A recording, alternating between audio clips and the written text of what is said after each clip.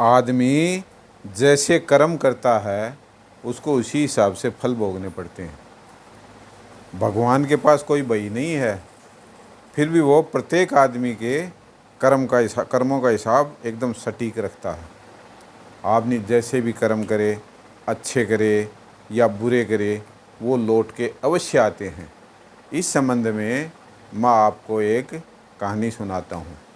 एक बार एक राजा ने अपने 3 मंत्रियों को आदेश दिया और एक थैला दिया और कहा कि मेरे लिए आप फलों के बगीचे में से अच्छे और बढ़िया रसीले फल लेकर आओ।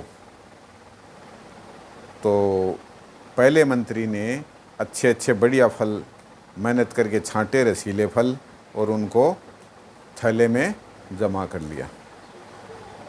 दूसरे मंत्री ने सोचा कि राजा कौन सा थैला देखेगा, तो वो क्या है कि गड़े सड़े जैसे भी फल थे उन्होंने थैले को भर लिया।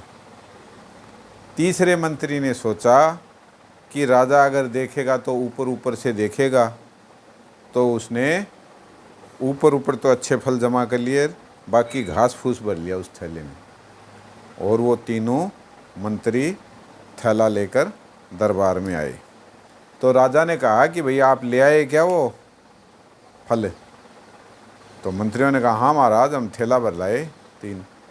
तो राजा ने कहा इन तीनों को थैलों के साथ जेल में डाल दो और इनको 3 महीने तक खाने के लिए कुछ नहीं देना।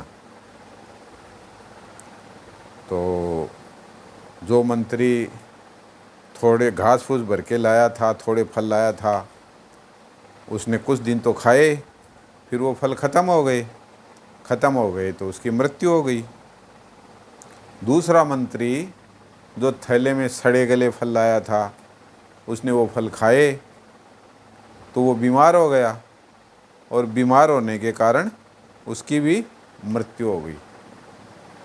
तीसरा जो मंत्री था वो उसने बढ़िया रसीले और अच्छे फल वो जमा करके लाया था थैले में, उसने आराम से 3 महीने खाए और 3 महीने तक वो एकदम जीवित रहा।